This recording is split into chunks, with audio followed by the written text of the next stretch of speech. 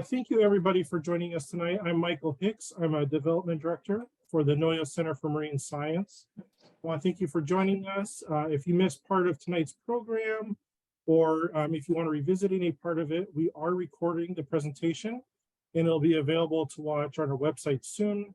You can also go on there and find a nice back catalog of previous science talks that we put up.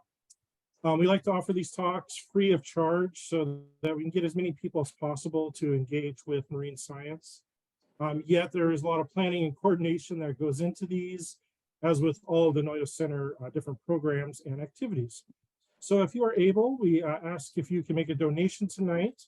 I'm going to include a link right now in the chat feature that you can click on any time, and it'll take you to our donation page. If you're not familiar with Zoom or haven't used it much, the chat feature typically is near the bottom of your screen. You just click on that and you'll find that link. We usually ask for a $10 donation when we do these talks, but I'm going to encourage for those that can to look at giving a donation of 25 or more tonight, as we're actually in the last week of our gray whale migration challenge. We've raised about $6,300 so far in March. And have one more week. Yeah, I know, it's awesome. And thank you. I know there's quite a few people on here that have already supported that. So thank you. And which means we have about a week to raise about 5,700 more to get to our goal of 12,000. And if you're wondering why we picked a goal of $12,000 to raise in March, it is because gray whales, a majority of them, make an annual migration that's a round trip of 12,000 miles. Some less, some more, but we decided to pick that number. So we wanted to run this campaign to match that amount in dollars for their honor. And every dollar raised helps with all the different marine mammal programs and education we do, including our stranding efforts. Now I'm going to turn it over to my colleague, Sue Coulter, the NOYO Center's education coordinator. If you've seen Sue in action, you know how great she is with inspiring others through learning. In fact, Sue and the education team welcomed hundreds of school children to the Discovery Center just last week, did a lot of hands-on marine science education, and it was just good for the soul to be down there and see the excitement in the kids and seeing that next generation of scientists and nature lovers. So without further ado, Sue, I'm going to turn it over to you. Thank you, Michael. So yeah, like Michael said, I'm in charge of the education, and actually over the course of the last 3 weeks, I think I've talked to 700 kids, not just last week. So including today, we had a school come over from Willits of 57 kids, kindergarten through 8th. So if my voice is a little bit worn out, that's why. But it's my auspicious honor to introduce our people tonight. But before I go there, I just wanted to at least thank everybody who's been coming out to the different events. I wasn't able to go join Scott and Tree, our guests this evening last week. They came out to the Crow's Nest and were counting gray whales like they do down in Point Arena. Thanks for coming out to the various things that we had going on, the whale walks when it wasn't raining. There was a great marionette show on Sunday at the Slack Tide that was fantastic. The acoustics down here. So we just appreciate your support, because as we grow, we go through growing pains and we need all the support we can to stay afloat. So just appreciate everybody's continued way that you show up for what we have to offer. So there's quite an extensive bio of these two beautiful beings, but I'll try to skim from what I've gleaned. I even learned a lot about checking out their bio. So Scott Mercer and Tree Mercer are our guest speakers tonight. Scott's been studying marine mammals since 1974, so just a few decades, you know, maybe even sooner, maybe even a kid you started, but officially studying marine mammals since 1974. He spent a long time investigating the feeding ecology of southern sea otters in Monterey Bay. New Englander, but came out to the West Coast to study our animals out here. But, you know, kind of bounces from East to West Coast, which I appreciate because it means we get to have them and Tree here on the West Coast. So being from New England, he returned there and founded the New England Whale Watch in 1978, and has contributed to catalogs of North Atlantic humpback, North Atlantic fin whale, excuse me, and North Atlantic right whale. Has co-authored a book, Great Whale Book, taught marine mammal classes for over 10 years. And then he and Tree, nobody asked them to, but I don't know how long it's been. Maybe it's been a decade. You can correct me when you speak, but the Mendonoma Whale and Seal Study These are just two beings that care about the ocean, know about the animals, who decided to start a study of those animals. And they are out at Point Arena Lighthouse, counting the gray whales as they go by and also paying attention to whatever other life might be out there. And they're one of the pairs of eyes that are looking out there on a regular basis. So if you follow the gray whales, you might follow and hear from the Southern California people, and when they hit the Sonoma coast, but then there's Tree and Scott covering that area, us up here. So it takes a whole village of us to keep track of those precious gray whales. And then Tree, Scott's wife, she spent 14 years in doing field work, along with 4 years in the Gulf of Maine, studying whales and seabirds in their summer feeding grounds. So these are not your average people, and you're in for a treat because you get to hear about what they've been up to this season, and then maybe what they've seen in the decade that they've been collecting this information. So with no further ado, I'm honored to introduce you to Scott Mercer and Tree, who you're seeing one part of her head peeking in there. There she is. The dynamic duo of Point Arena Lighthouse whale watchers. So. I just wanted to start with this particular photo. These are two humpback whales. They're Pacific humpback whales. You can tell by the dark flippers. And they're checking out a humanoid over there to their left. And I just wanted you to get a look at some whale anatomy here. One species anyway. The flippers on humpback whales are 15 feet long. They're the longest flippers per body length of any of the whales, represent a third of their body weight. And okay, you can see that? They better, okay. This is the eye right here of the whale at the corner of the mouth. And that's where whales' eyes are found. As you can see, their faces stick well out in front of them, which makes it hard to see. So often whales will turn to one side or the other to check out what's going on around them. These are hair follicles. They are mammals, so they have hair. And on humpback whales, these hair follicles are large. And up top here is where the nose is. They don't breathe from down here. They don't breathe through their mouth. They breathe through their nose, the two nostrils on top of the head.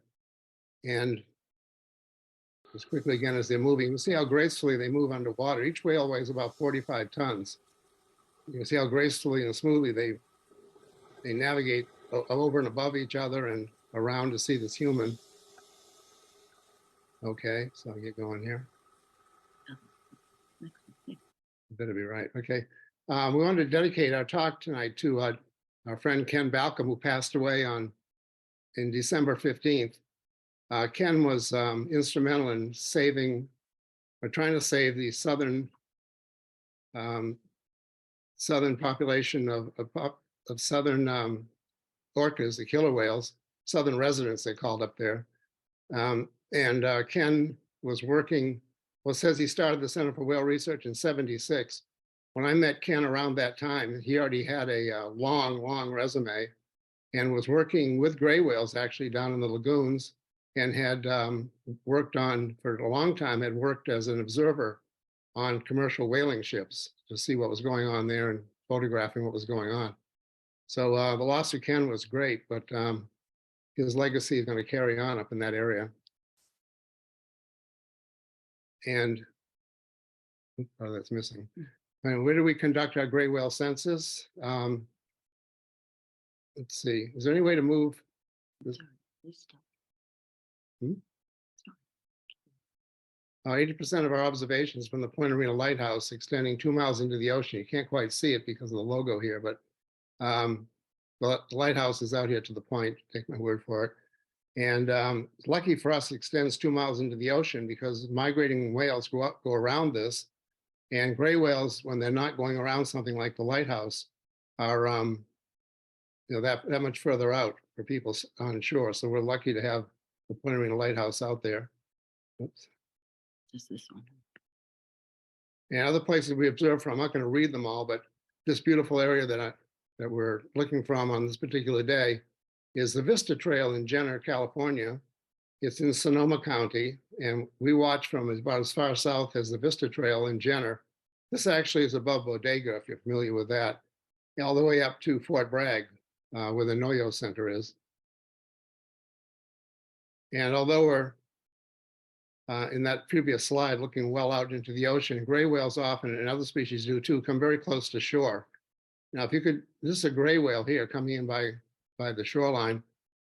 Gray whales often do like to feed in shallow areas. It saves energy for them. They don't have to dive as deep, and it's easier. But just you take a look at this gray whale, you see how marked up it is.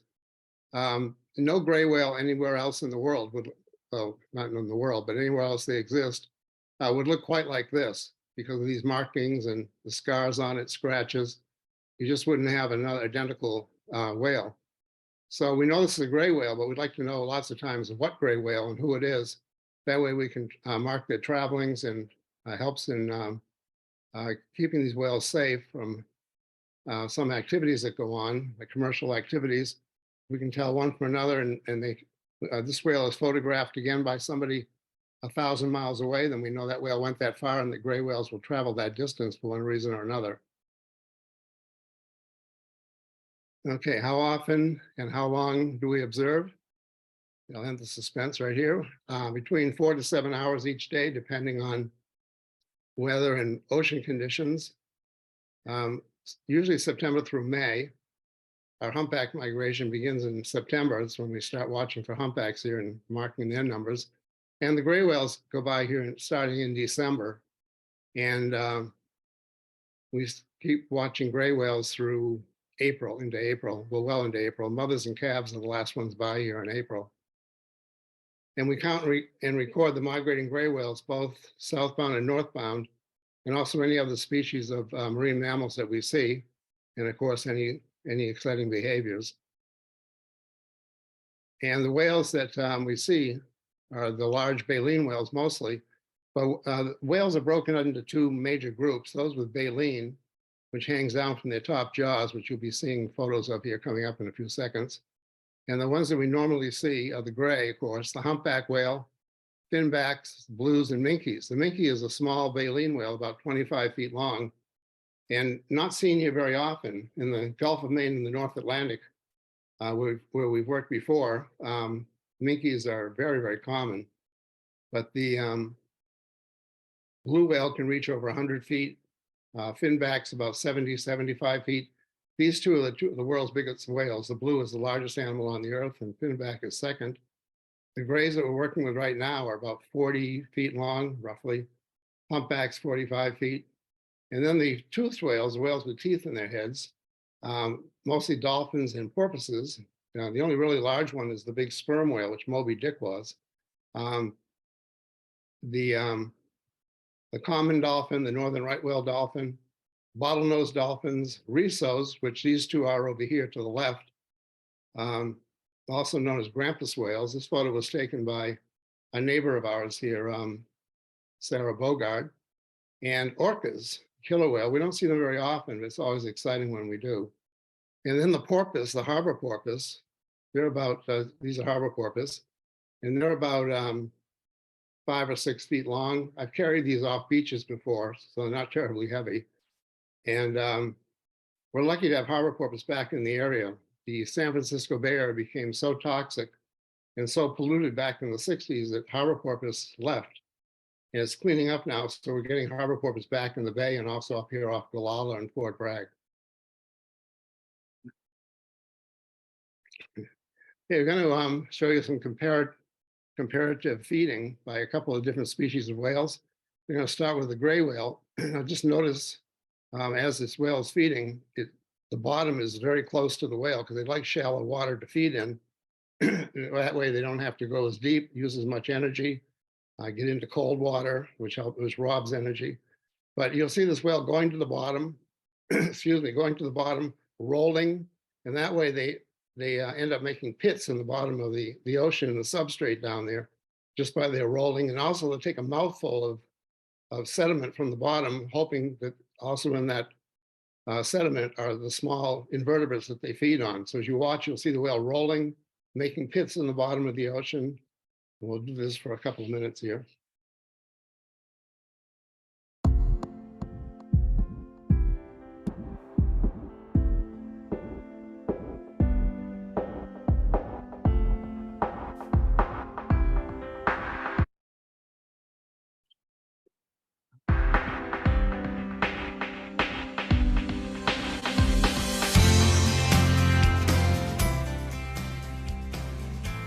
And I'm sorry about the bouncing over. You can't get to where you need it.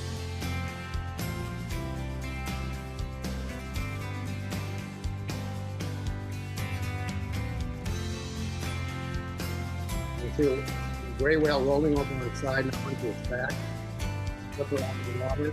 And you see the sandstone in the water column here as the gray whale is rolling on the bottom, taking as an exhale through the nostrils opening and shutting.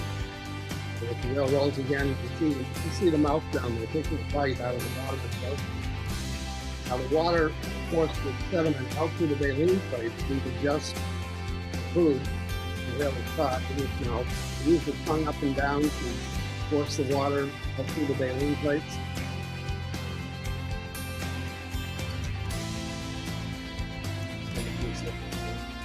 There you see the baleen hitting down through the top jaw. You get better with the baleen.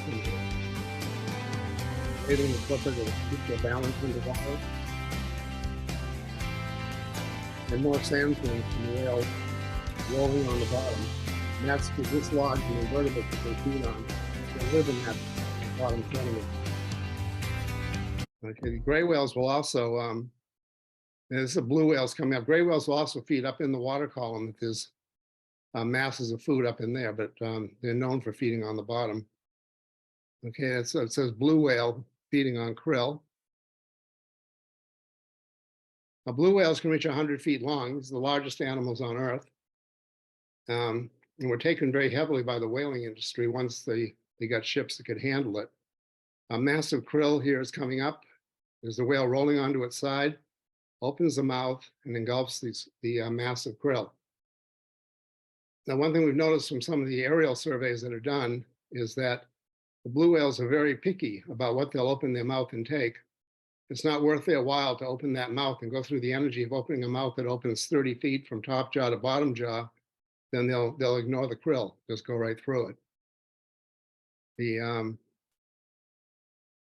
The blow that you're watching is the exhaled breath, and that's just a mist that comes out of the two nostrils on the top of their head.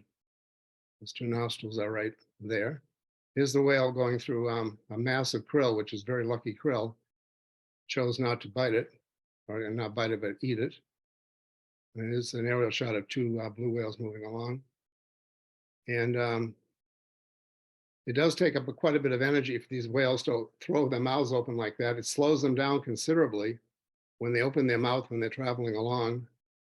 And so they're selective about what they'll eat. They want to get as much bang for their mouthful as they can. All right, this is a finback whale feeding. This is the second largest animal on the Earth, and just a little bit about it before we get it moving. The right-hand side of a finback is asymmetrically colored. This is all snowy white from the tip of the lower jawbone.